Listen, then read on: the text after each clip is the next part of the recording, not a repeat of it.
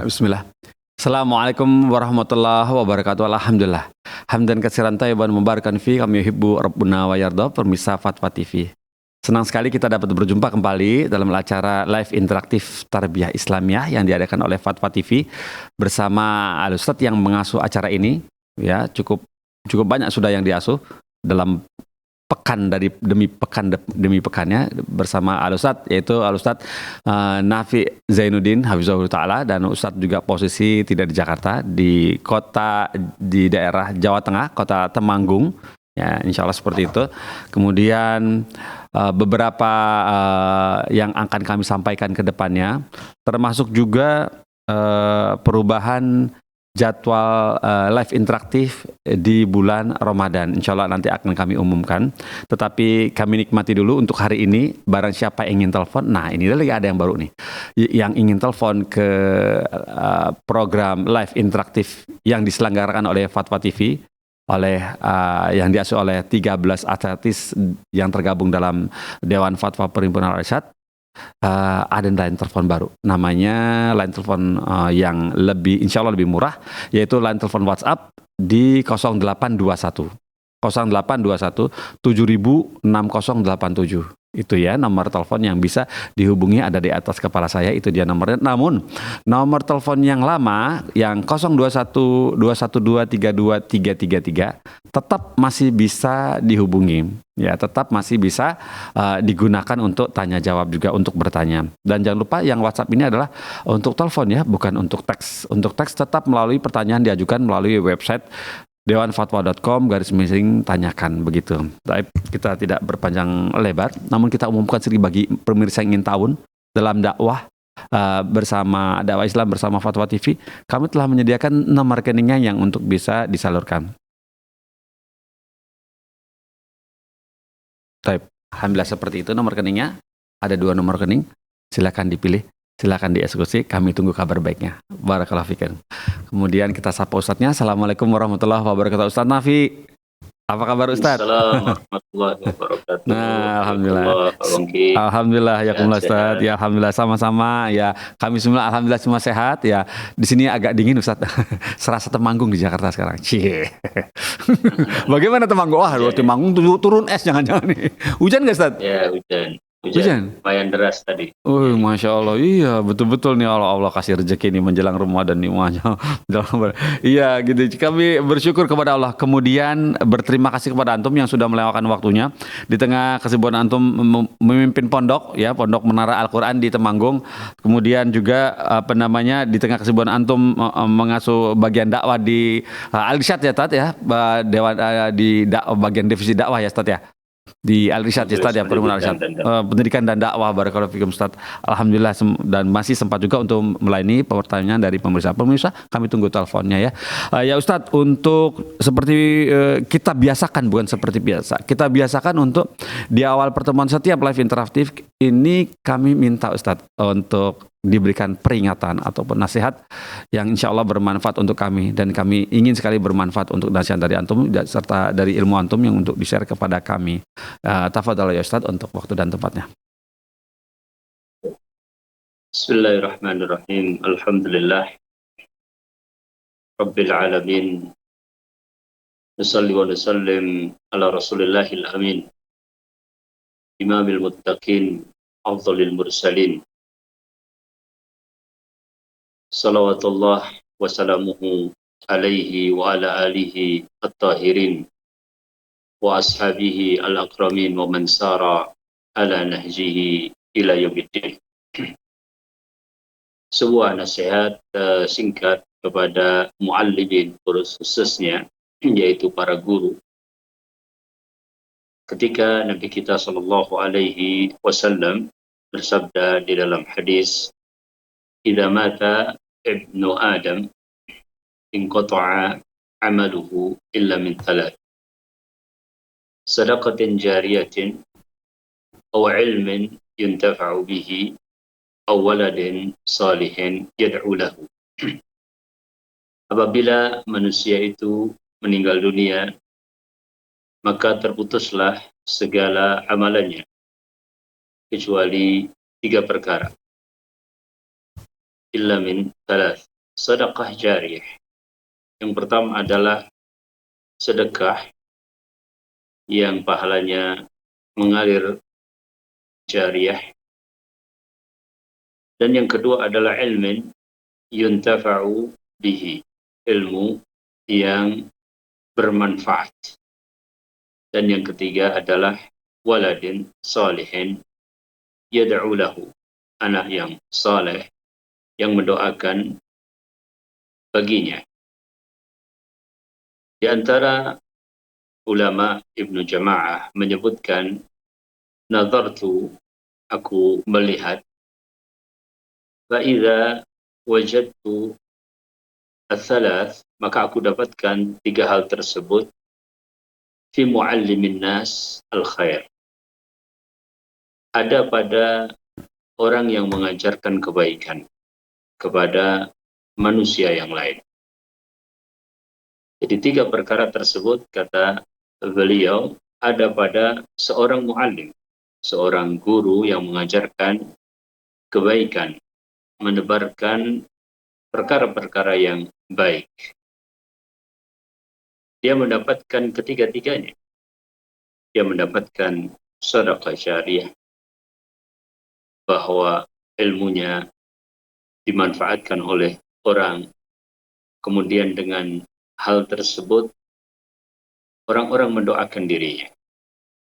Demikian pula sebagian ulama menyebutkan bahwa hal tersebut sangat cocok atau sesuai dengan orang-orang yang mengajarkan hadis Nabi Sallallahu Alaihi Wasallam, dan tentu juga kepada orang-orang yang mengajarkan kalam Allah, bahkan itulah yang paling utama. Sebagaimana Nabi Sallallahu Alaihi Wasallam mengatakan bahwasanya sebaik-baik orang adalah yang mengajarkan Al-Quran, belajar dan juga mengajarkannya. Dan secara umum, sebagaimana tadi disebutkan oleh Ibnu Jama'ah, bahwa kebaikan yang bersumber dari kalam Allah dan juga sunnah Rasulullah Sallallahu Alaihi Wasallam adalah merupakan kebaikan-kebaikan yang apabila seseorang menyebarkannya, maka tiga perkara yang disebutkan oleh Nabi Sallallahu Alaihi Wasallam sangat diharapkan dia mendapatkan bagian yang seluruhnya bahkan. Dan dikatakan pula oleh Syekh Sa'di rahimahullahu ta'ala bahwasanya seorang muallim atau seorang guru, dia majur mendapatkan pahala, ya, afahiman nas am lam yafhamu atau kama qala, apakah manusia faham atau manusia tidak faham dari yang diajarkannya. Dengan hanya ta'lim, dengan hanya dia mengajarkan, dia sudah mendapatkan pahala ta'lim tersebut. Apalagi kemudian orang-orang yang mendapatkan pengajaran tersebut memahaminya, mengamalkannya, menularkannya, maka kebaikan di atas kebaikan, dan bertambah terus kebaikan tersebut, dan Allah Subhanahu wa ta'ala melipat gandakan pahala kebaikan sesuai dengan kehendak Allah Subhanahu wa ta'ala. Maka hadis yang kita bacakan di muka adalah hadis yang memberikan motivasi luar biasa kepada para guru, terlepas dari segala kesulitan-kesulitan yang dihadapi, terlepas dari berbagai masalah yang dia harus selesaikan. Dan yang paling utama, dia harus mempunyai sifat yang sangat sabar terhadap seluruh peserta didiknya, terhadap orang-orang yang belajar padanya. Dari sekian kesulitan-kesulitan tersebut, apabila kita mengingat pahala yang begitu besar, maka tidak akan pernah berpikir seorang guru untuk berhenti dari mengajar, bahkan dia akan terus-menerus memberikan pengajaran dan juga pembelajaran dan berusaha agar apa yang dilakukannya itu menjadi pahala yang terus mengalir sampai Allah Subhanahu wa Ta'ala kehendaki baginya kebaikan di dunia dan juga di akhirat. Demikian Mas Pungki sebagian dari apa yang bisa disampaikan Insya Allah. dalam liqa kita pada hari ini. Semoga Allah Subhanahu wa Ta'ala memberikan barokah. Amin. Allahumma. Barakallahu fikum Ustaz. Alhamdulillah, barakallahu fikum atas semua nasihatnya tadi. Ya, jika kita mandi ada 3 ya Ustaz, ya, 3 perkara yang bisa menyertai kita. Baiklah Ustaz, kemudian ini sepertinya kita bisa masuk ya Ustaz ya dari pertanyaan pertama ini. Insyaallah. Pertanyaan pertama datang dari Bapak Rizky Al-Bukhari di Sulawesi Selatan, Kabupaten Takalar, Sulawesi Selatan ya. Berkata seperti ini. Bismillahirrahmanirrahim. Assalamualaikum warahmatullahi wabarakatuh. Afan Ustadz, izin bertanya. Sekolah saya biasanya mengadakan sholat duha pada setiap hari Jumat. Dan guru pendidikan agama Islam saya bilang, kita wajib sholat duha pada hari Jumat. Karena dapat berkah, jadi saya bingung. Ada yang bilang halal, ada yang juga bilang haram. Bagaimana ya Ustadz? Mohon jawabannya. Terima kasih. Assalamualaikum warahmatullahi wabarakatuh. Begitu. Alhamdulillah. Nusalli wa nusallim ala Rasulillah. Pertanyaan saudara kita di Sulawesi tentang salatul duha. Salatul duha adalah sunnah muakkadah. Sunnah yang ditekankan. Dan sunnah tersebut adalah sunnah yang ditekankan untuk dilaksanakan setiap hari. Oleh karenanya sangat baik untuk kita membiasakan melaksanakan salat duha setiap hari, dan waktunya dimulai setelah tulu'us syams, setelah terbit matahari, yang disebut juga dengan salatul khawwabin, dan berakhir sebelum waktu salat zuhur. Dan sunnah muakkadah yang dikatakan oleh para ulama, ya, artinya sangat ditekankan, baik di hari Jumat ataupun di hari Sabtu, dan terus sampai hari Kamis, full 1 minggu. Dan tidak bisa dikatakan wajib. Ya. Allah Ta'ala a'lam. Oleh karenanya, ya, sunnah tetap apabila dilakukan mendapatkan pahala, dan apabila ditinggalkan tidak mengapa. Adapun taksis mengkhususkan salat duha di hari Jumat, ya, maka perlu adanya dalil. Karena menentukan keutamaan amalan tertentu dilakukan di waktu tertentu adalah bagian dari syariat yang membutuhkan dalil.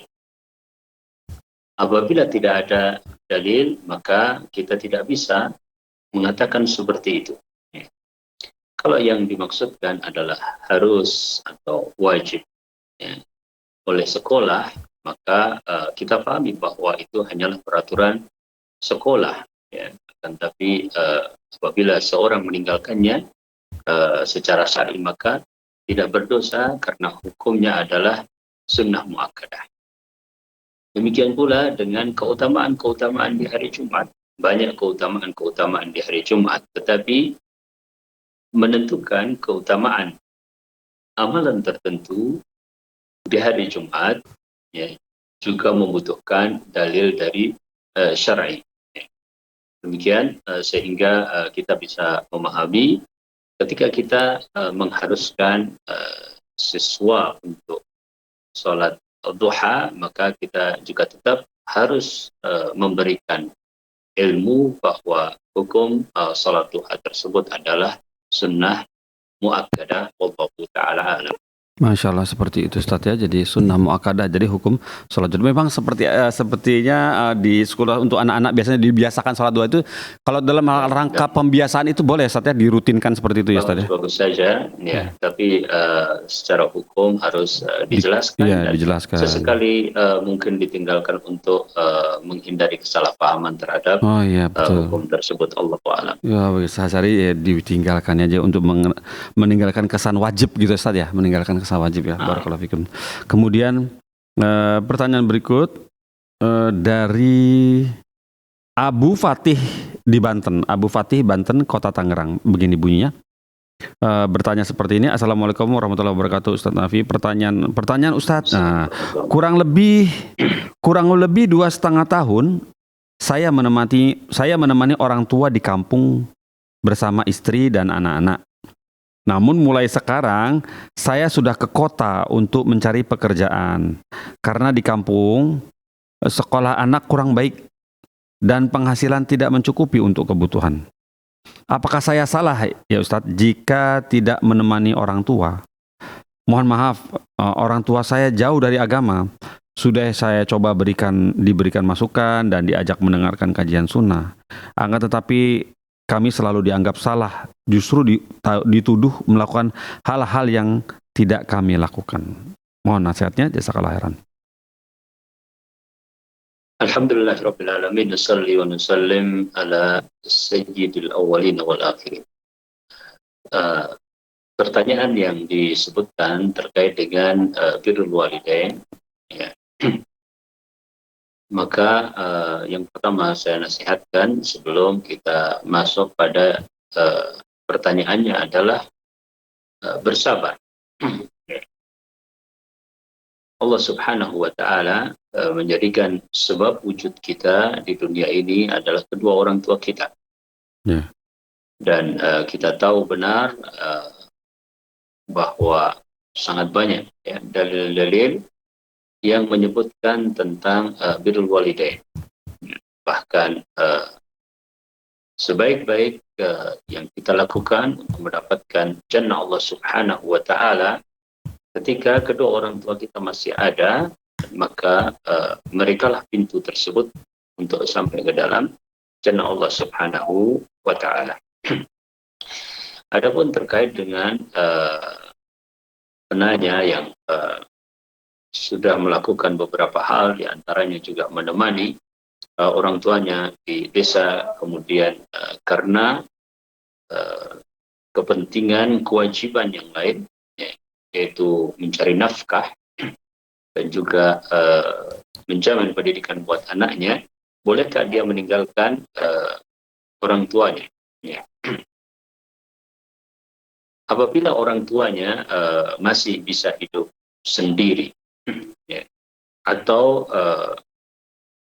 masih mempunyai anggota keluarga yang lain, ya,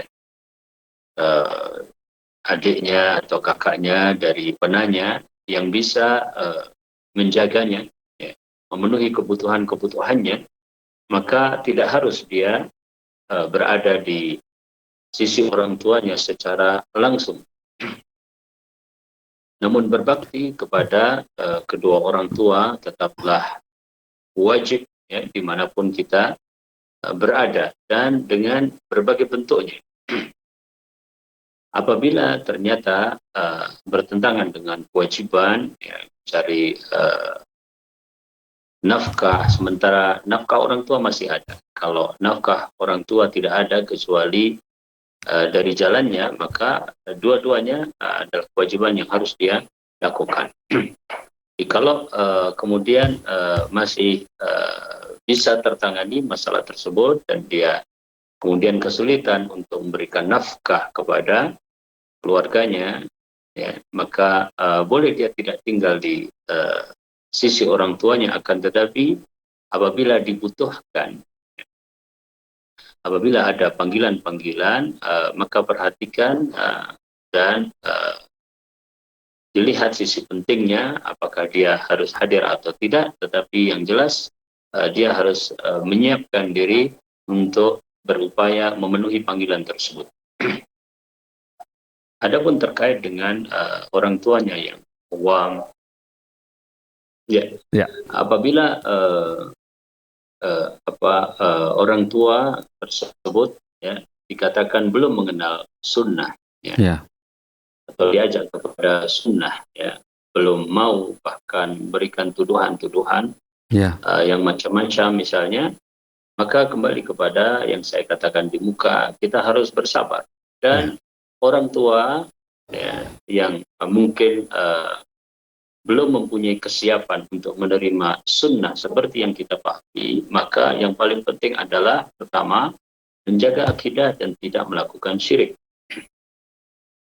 Kemudian yang kedua, memperbanyak ibadah dengan salat, baca Quran dan zikir.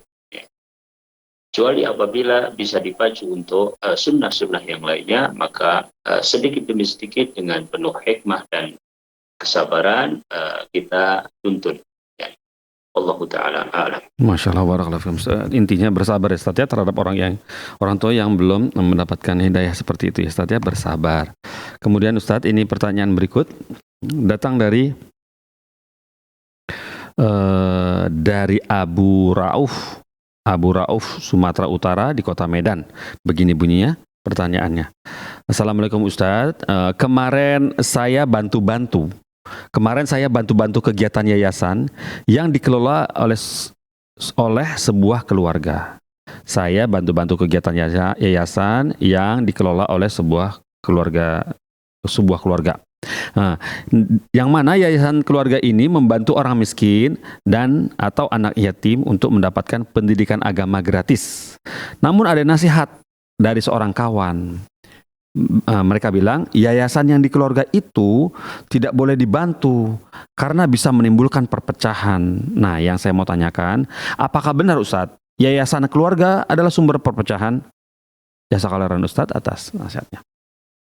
Nah, alhamdulillah, nusalli wa nusallim ala Rasulillah.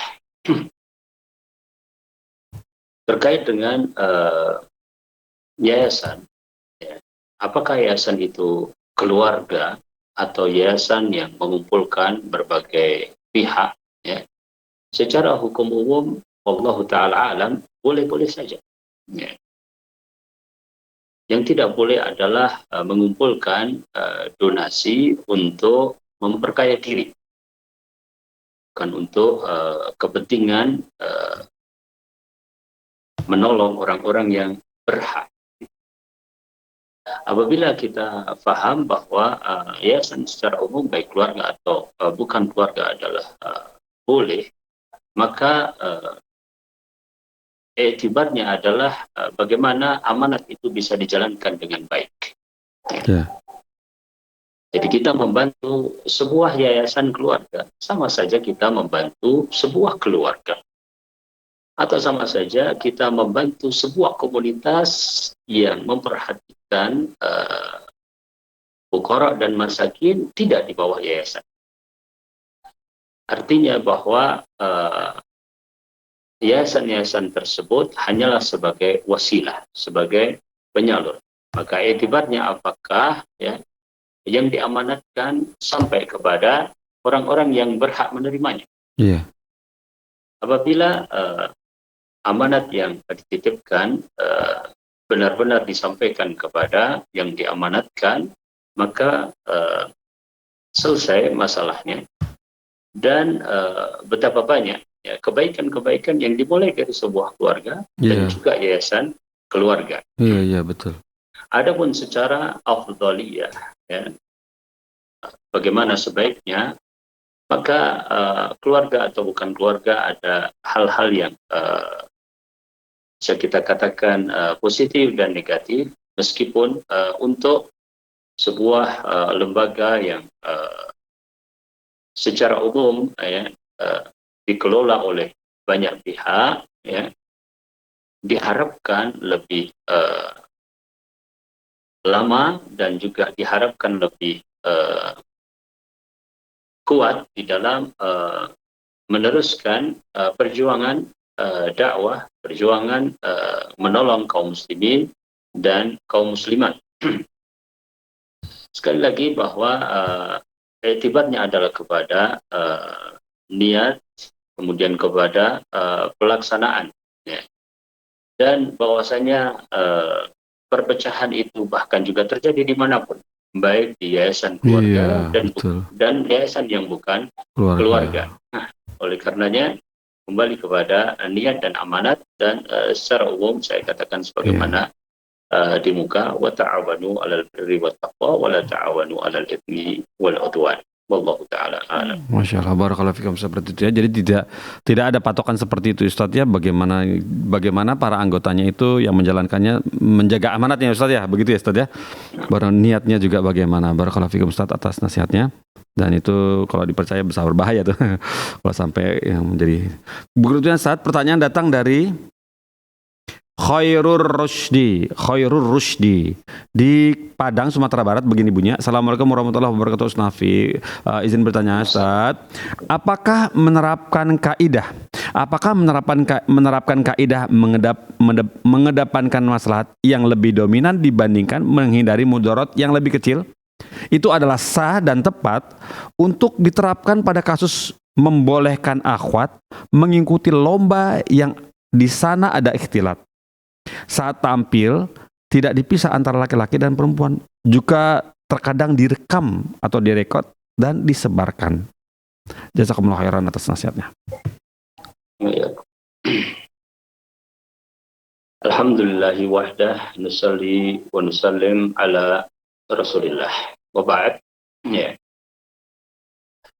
Di antara yang tadi disebutkan dalam pertanyaan tersebut adalah terkait dengan kaidah. Ya. Di antara kaidah usul fikih adalah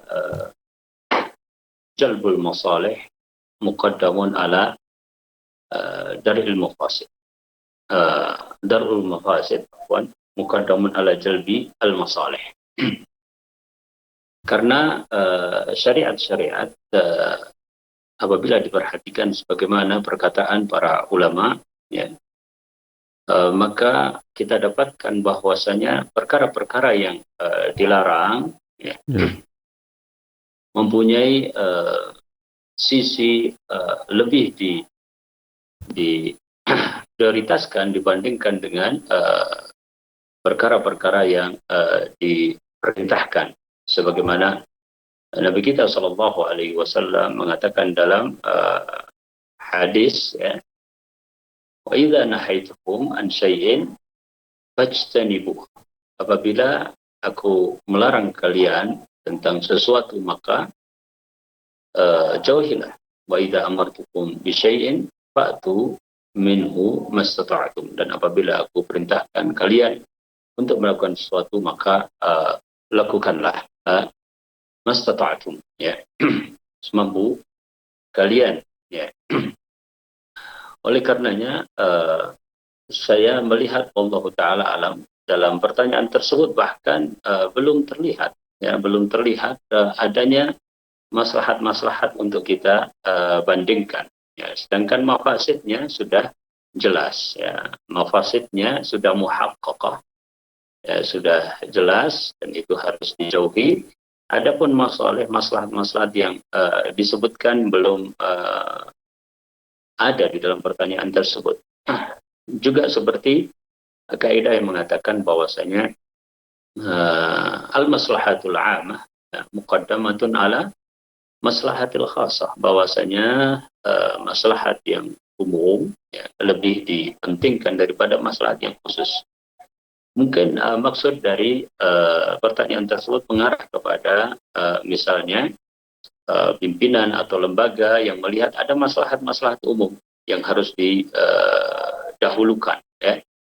Tetapi saya belum melihat pada pertanyaan tersebut, dan wallahu ta'ala alam, nanti juga bisa ditanyakan kepada asatidzah yang lebih mumpuni dalam masalah qawaid fikih dan usulul fikih. Wallahu ta'ala. Masya Allah, barakallahu fikum Ustaz. Taib Ustaz, siap kan kami akan delivery ke pertanyaan ini kepada Ustaz yang untuk mengenai fikih, ya, qaid.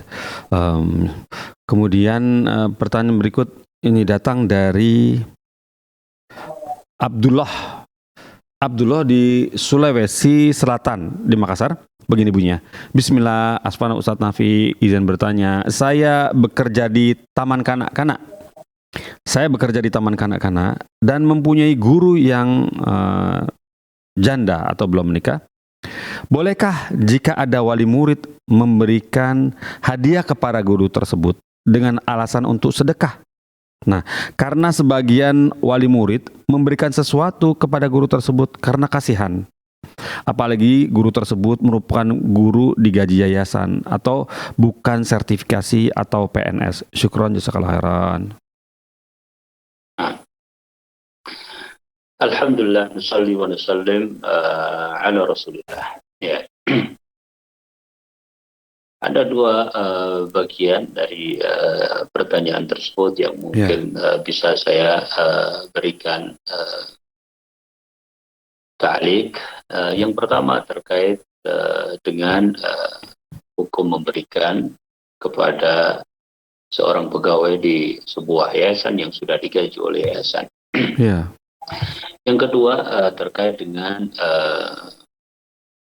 fakta bahwa orang sangat membutuhkan.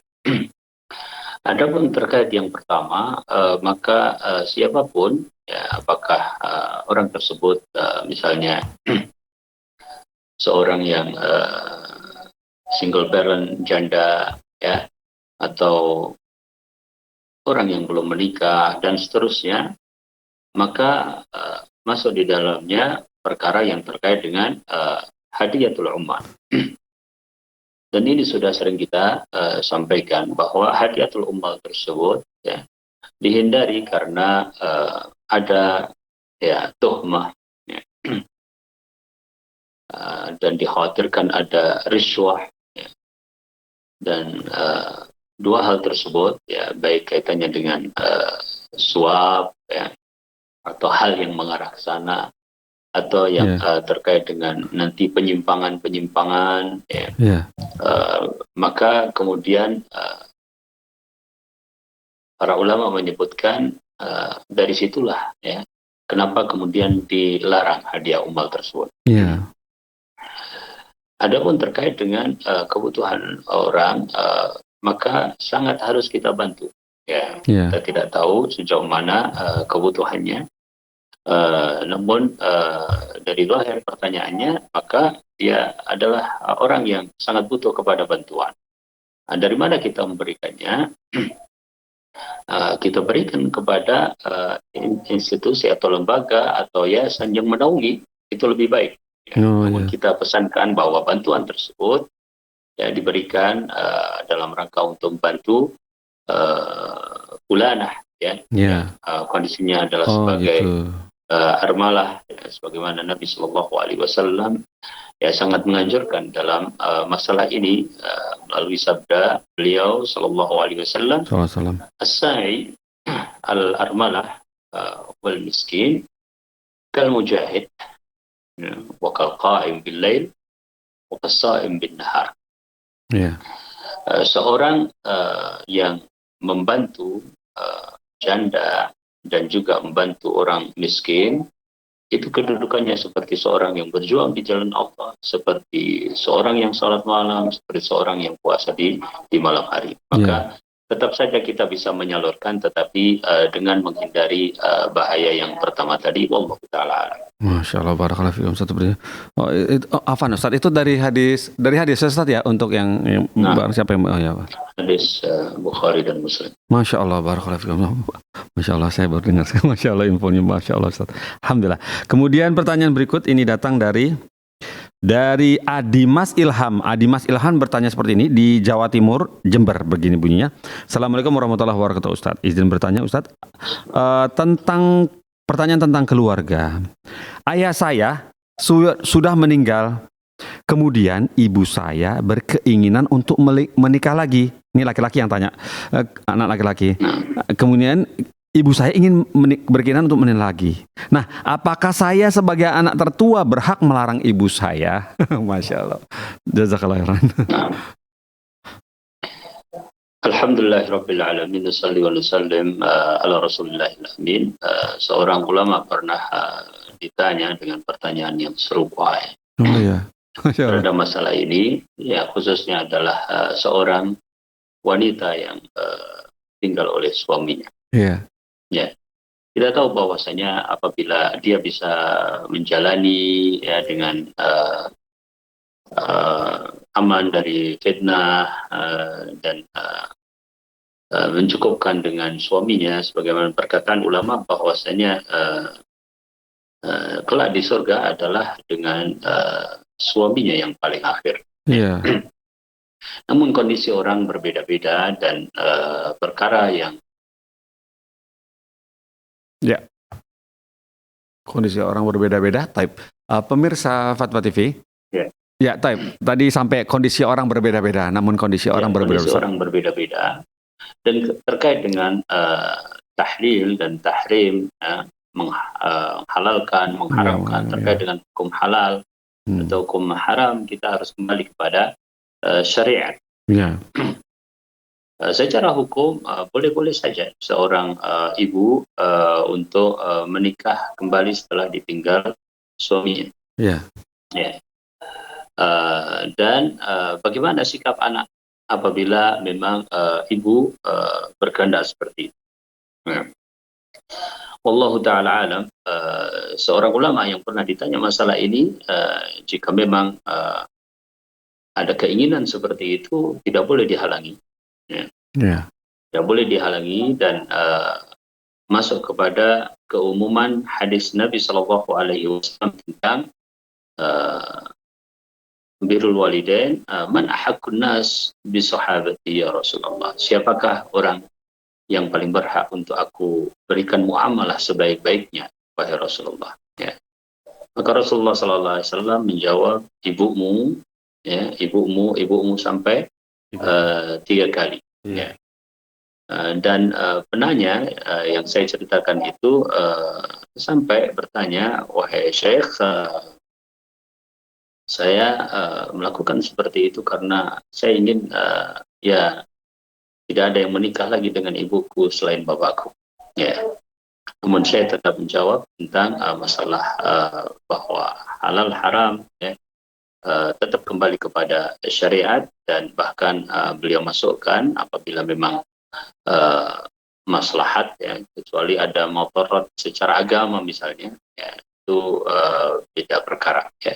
Ya. Jadi apabila justru itu akan membantu dalam masalah din, ya kembali kepada keumuman hadis tentang husnul musahabah terhadap seorang ibu, wallahu ta'ala. Ya, barakallahu fikum Ustaz. Barakallahu fikum, seperti itu ya. Jadi tergantung kebutuhan si ibu dan barangkali bisa memperbaiki agamanya, begitu Ustaz ya, maksudnya ya, ketika jika menikah dengan calon suami yang soleh, insya Allah imam yang soleh, sehingga bisa memimpin keluarga, memimpin ibunya menjadi lebih solehah lagi, begitu Ustaz ya. Barakallahu fikum, seperti itu. Jadi ya, mungkin berarti anaknya anak laki-laki setia sama bapaknya nih. Masya Allah. Berikutnya ini pertanyaan ini datang dari hamba Allah, tidak menyebutkan nama, hamba Allah di Jawa Timur, Malang. Begini bunyinya. Assalamualaikum Ustaz, terdapat seorang istri yang ingin kerja menjadi dosen karena khawatir tidak ada amal jariah yang bisa dilakukan olehnya. Karena wanita ini belum dikaruniai anak. Nah, terus kemudian yang menjadi pertanyaannya, apakah semestinya suaminya mengizinkannya? Jazakallahu khairan. Nah, alhamdulillah, nusalli wa nusallim ala Rasulillah. Ya. Tentang amal jariah menjadi dosen karena belum dikaruniai anak. Ya. Ya. Ingin punya ada semoga Allah Subhanahu wa ta'ala berikan kemudahan, dan semoga Allah Subhanahu wa ta'ala berikan keturunan yang soleh dan solihah.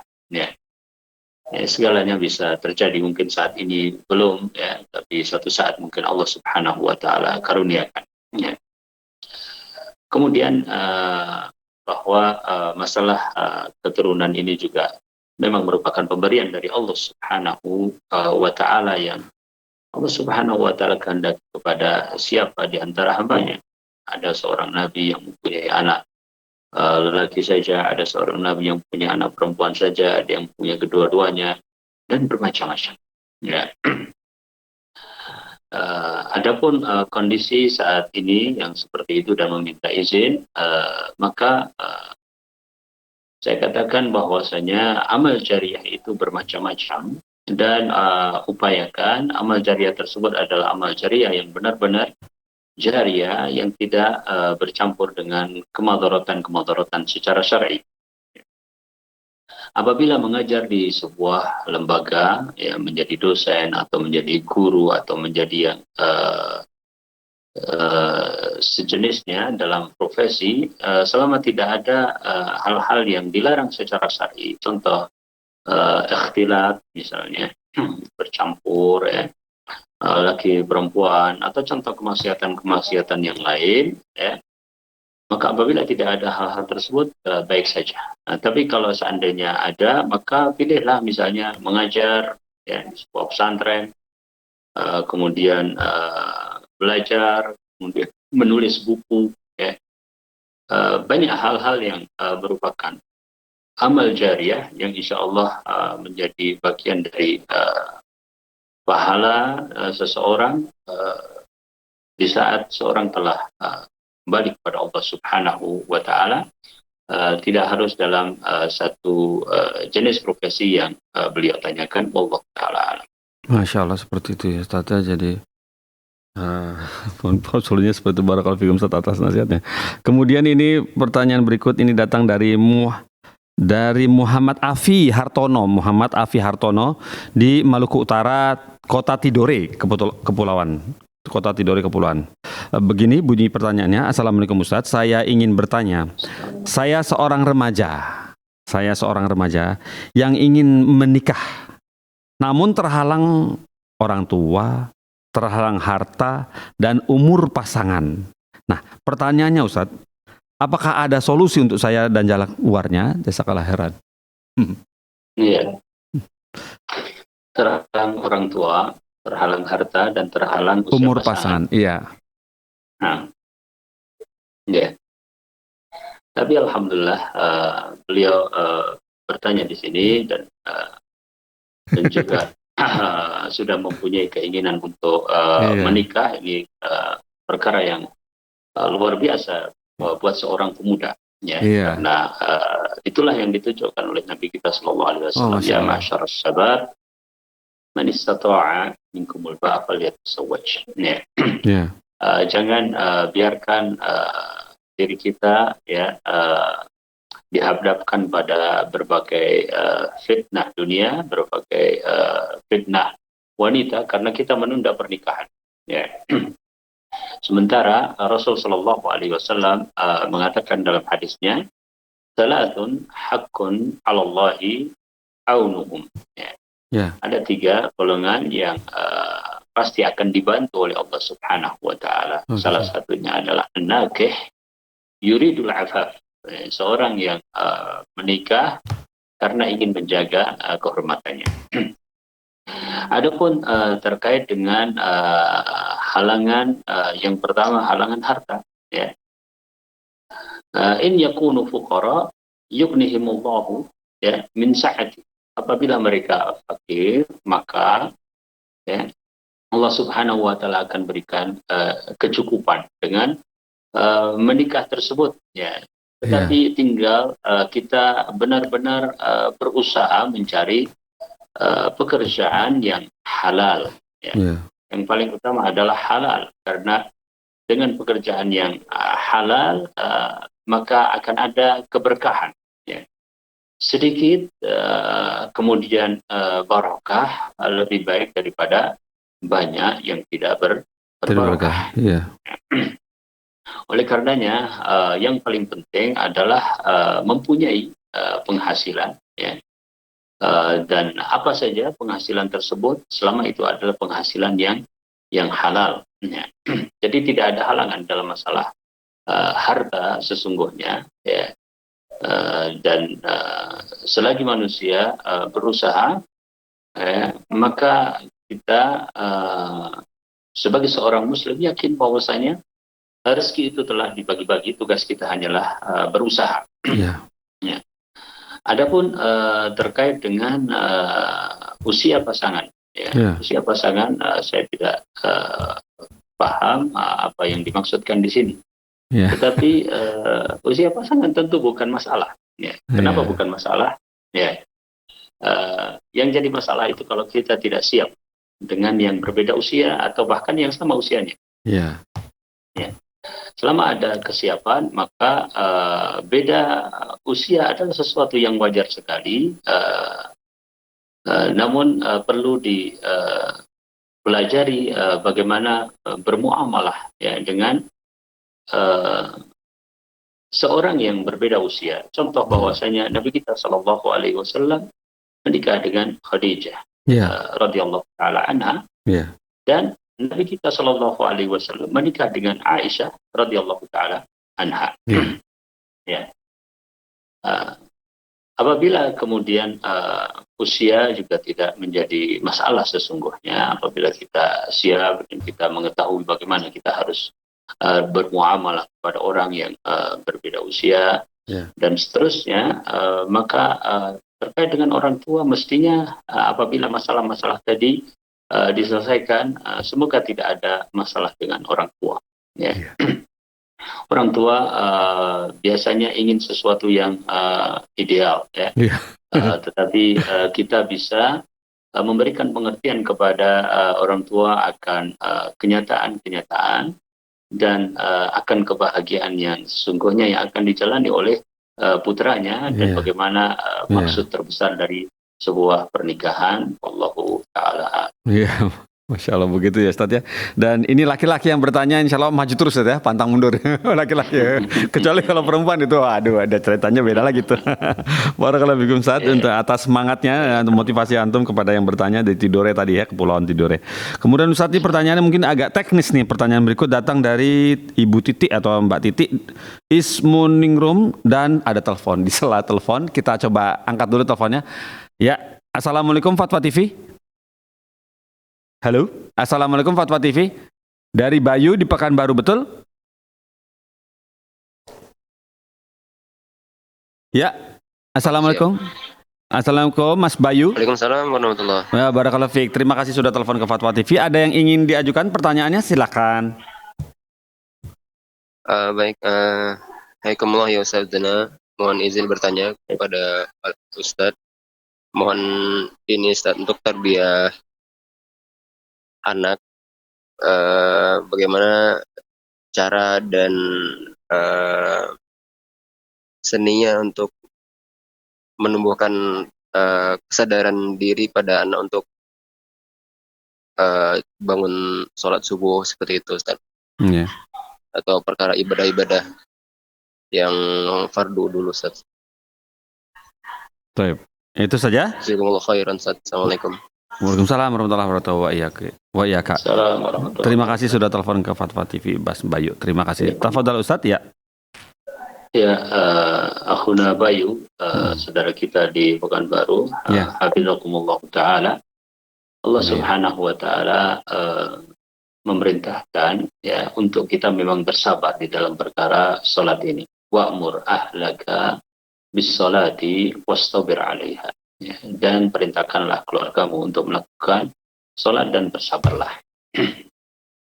Di antara pengertian sabar tersebut, sebagaimana dijelaskan oleh Syekh Sa'di rahimahullahu ta'ala, agar kita memang banyak berbicara, ya tidak bosan-bosan untuk memerintahkan. Bagaimana pengertian banyak berbicara jika kita implementasikan kepada anak-anak kita? Ya.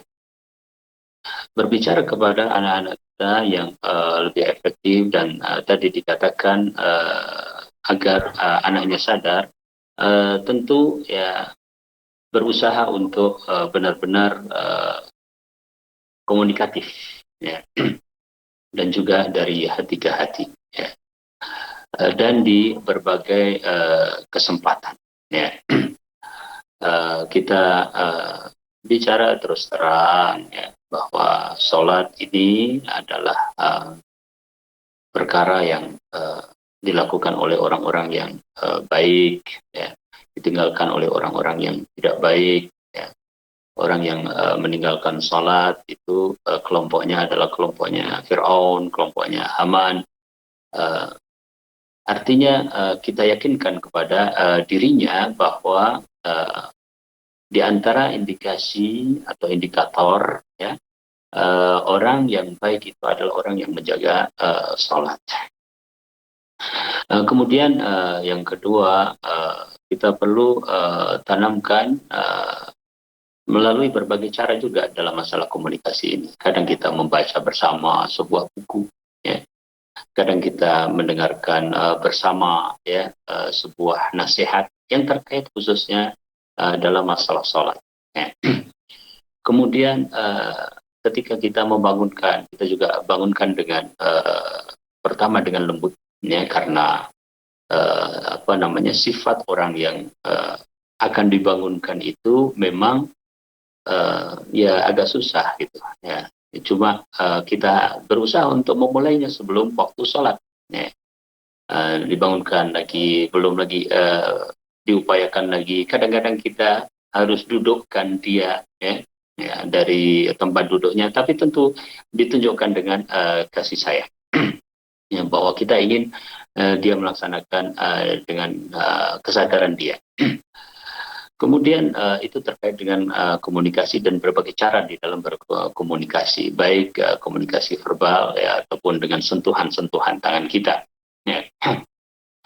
Yang kedua adalah terkait dengan uswah, ya, uswah bahwa kita memberikan contoh. Nah, insya Allah ini kita paham. Yang ketiga, khususnya kalau sholat subuh, ya memang kita harus mengkondisikan, dan kita mohon kepada Allah Subhanahu Wa Taala bagaimana mengkondisikannya, yaitu bahwa sebelum subuh itu memang suasana rumah sudah hidup dalam tanda kutip, ya, maksudnya lampu-lampu sudah nyala, mungkin aktivitas sudah ada gitu, ya. Biasanya orang itu kalau merasa kesiangan tetap merasa tinggal sesuatu. Nah, suasana seperti itu bisa kita bikin di rumah kita, ya. Dan bersabarlah terus, jangan putus asa, karena kalau terutama sudah remaja, kadang-kadang kita harus sedikit kerasi, ya, karena Nabi Shallallahu Alaihi Wasallam mengatakan wadribuhum alaiha, tapi itu kaitannya dengan meninggalkan sholat. Nah, biasanya kasusnya adalah insya Allah, ya, kalau dari ikhwah-ikhwah kita ini kasus-kasusnya adalah keterlambatannya atau waktunya saja, tetapi sholat insya Allah tetap dijaga. Kadang-kadang kita harus kerasi, tapi harus tahu bahwasanya kira-kira keras kita itu tidak menimbulkan sesuatu yang justru dia mempunyai reaksi yang berlebihan sehingga malah tidak memenuhi tujuan kita. Wallahu ta'ala. Jangan lupa masalah sholat ini kita selalu memohon, berdoa kepada Allah Subhanahu Wa Ta'ala untuk keluarga kita. Iya Ustaz, Masya Allah, barakallahu fiikum Ustaz. Memang seperti unik, ya. Jadi pengertian yang tidak sholat itu seperti kelompoknya Haman dan Fir'aun begitu Ustaz. Tapi kayaknya sepertinya butuh yang lain bervariasi Ustaz, ya, untuk memotivasi anaknya untuk nasihat seperti itu bervariasi, ya, biar kadang bosan dia cari nasihat lain kita gitu. Gitu, ya. Maksud saya itu sebagai contoh. Iya, oke. Jadi kita sebagai orang tua juga harus kreatif, ya. Antara orang-orang yang baik dan orang-orang iya betul yang baik. Iya, jadi kita orang tua juga harus kreatif, cari-cari contoh-contoh cerita kisah-kisah, ya, gitu Ustaz, ya. Menghidupkan waktu subuh. Nah, ini menarik Ustaz, menghidupkan di waktu subuh suasana rumah, lampu udah nyala, mungkin dapur sudah, kompor sudah nyala gitu, ya, udah masak bunyi gitu. Jadi anak-anak nggak seperti bangun di tengah kuburan gitu, sepi gitu, ya. Baru kalau misalnya, oh, ide bagus, ngerasain saat bangunin susah itu.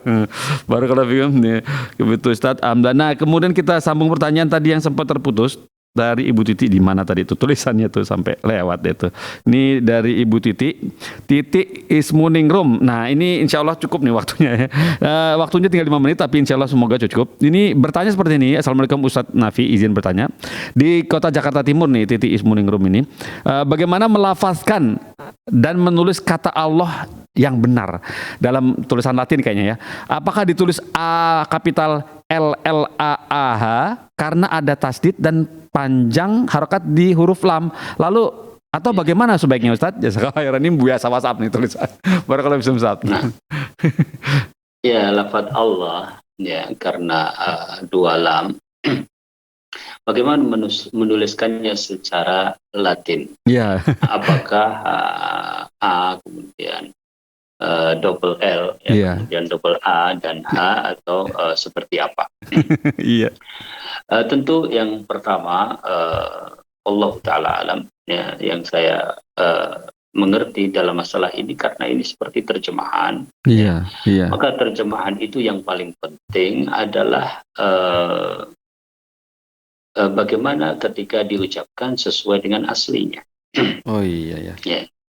Jadi kata Allah ditulis dengan double L itu karena ingin pembaca mengetahui bahwa itu adalah lam. Iya. Tidak, mohon maaf, seperti sebagian orang yang dahulu mengucapkan Allah dengan Allah gitu ya. Iya.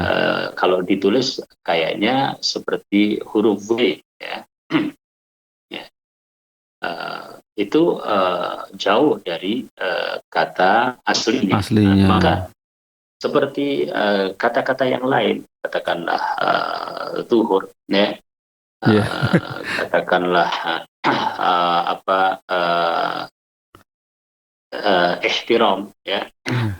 Atau akram ya. Iya. Kadang-kadang orang salah antara ha dengan kho ya. Iya betul. Macam-macam sekali. Ya. Iya. Jadi yang paling penting adalah yang pertama bagaimana penulisan Latin itu dikembalikan kepada bunyi aslinya Bunyi asli. atau Bunyi ya. dipahami oleh orang yang membacanya untuk bunyi aslinya. Ya.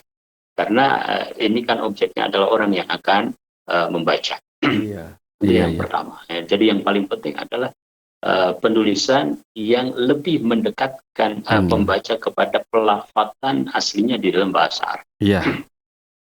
Kemudian yang kedua, karena kita di bahasa Indonesia, ya, maka karena orang ini berbeda-beda, maksudnya macam-macam. Pengetahuan kita tentang bahasa juga macam-macam. Iya. Apalagi kaidah literasi bahasa Indonesia juga kadang-kadang berubah. Iya. Ya. Transliterasi maksud saya penerjemahan. Maka memang ini dijadikan sebagai nomor berikutnya, nomor 2 maksud saya. Kalau bisa tetap kembali kepada kaidah Yang pertama. penulisan di dalam bahasa Indonesia. Tapi contoh misalnya Quran ditulis pakai K kalau berdasarkan kaidah. Iya. Ya. Kemudian tanpa koma di atas, jadi Quran. Ya. Jadi itu menjauhkan orang dari pelafatan aslinya. Maka meskipun benar secara kaidah, tapi secara syar'i maka lebih jauh. Tentu itu tidak dikehendaki. Kalau bisa kedua-duanya, maka itulah yang terbaik Allah Ta'ala. Masya Allah, barakallahu fikum Ustaz. Alhamdulillah cukup lengkap ya Ustaz jawabannya. Alhamdulillah, ini berhubung waktu sudah mendekati mepet. Kita barakallahu fikum Ustaz atas semua ilmu yang sudah di-sharing kepada kami. Semuanya Ustaz, barakallahu fikum Ustaz. Terima kasih jazakallahu khairan Ustaz. Bolehkah acara ini kami tutup Ustaz? Alhamdulillah, taib Ustaz, barakallahu fikum. Pemirsa Fatwa TV, kita sudah selesai. Semoga Allah pertemukan lagi di pekan depan. Kita tutup dengan kafaratul majlis. Subhanallahi wa bihamdika asyhadu an la ilaha illa anta astaghfiruka wa atubu ilaik. Wassalamualaikum warahmatullahi wabarakatuh.